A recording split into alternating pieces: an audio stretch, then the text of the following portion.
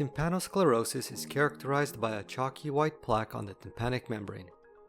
It is suggestive of a previous middle ear infection or trauma. However, it may also occur following the insertion of a tympanostomy tube, also known as a grommet.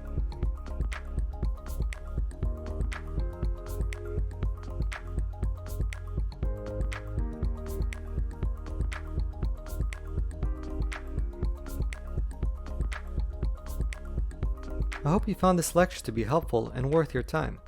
Please feel free and very welcome to leave a comment or suggestion below.